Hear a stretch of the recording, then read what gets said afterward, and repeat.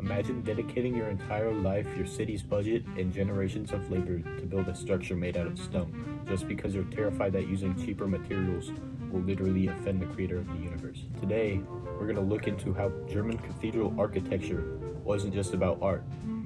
It was about communities finding their identity and how the Renaissance eventually changed the economic playbook forever. Let's start with the Cologne Cathedral. Now, to understand the medieval mindset, you have to understand that they didn't just build with whatever stone was lying around. There was a prevailing theological belief that a cathedral could only be constructed using materials deemed adequate and worthy in the eyes of God. So they chose stone. They chose this because stone was strong enough to withstand weather, time, change, and perhaps most impressively, human activity. By choosing stone, medieval builders were making a physical statement. The church is eternal and it endures. Material wasn't the only thing they needed to keep in mind. They also structured it around the space of the church. Medieval architects intentionally divided the world into the secular and the sacred to literally attract God to this space. Think of it like a spiritual progression. Take the west front, featuring the haunted city gate. This wasn't just a gate, it was the gates of heaven. As a visitor, you didn't just walk into the church, you progressed through zones of increasing sacredness. The haunted Torberg was the primary ceremonial entry point for newly crowned kings during their coronation. When a king is marched through that gate, it was a visual argument to the public that the church's ceremonial and religious power validates the king's political power. Church and state were completely intertwined, but as time moved on, things changed. The influence of secularism arrived, and suddenly this grand coronation tradition shifted. It went from being a deeply religious civic event to a much more secularized political display. The architecture stayed the same, but the religious meaning shifted right under its arches.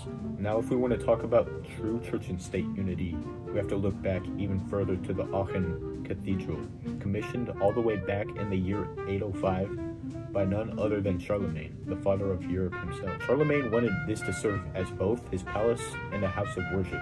It started with a Palatine chapel, heavily inspired by Byzantine and classical Roman architecture. The location of Aachen is also highly strategic.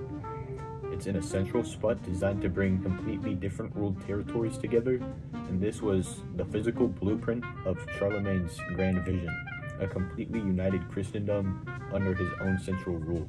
But even after Charlemagne died, the cathedral didn't just freeze in time, it kept growing, and those architectural changes reflected evolving religious devotion. In the 9th and 10th centuries, that added a transept and a choir, transforming the building into a cross-shaped structure. In the Ottonian period, they added massive western towers to give it height and size.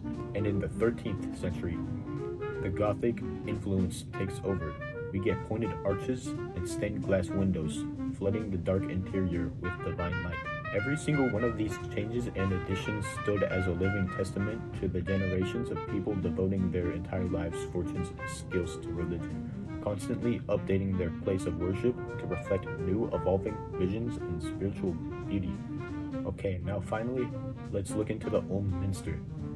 If you want to see the exact moment when medieval religious mindset smashed and collided with the Renaissance, this is it.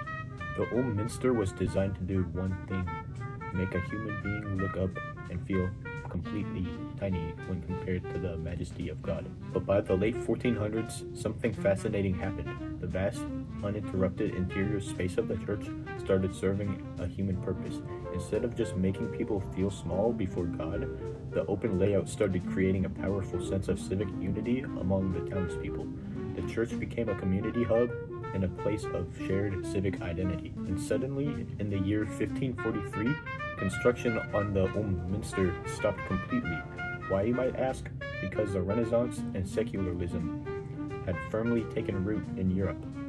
The economic strategy and overall mindset of the ruling class shifted away from spending massive amounts of money on giant religious monuments, and instead, they redirected their capital towards civic buildings and humanist education.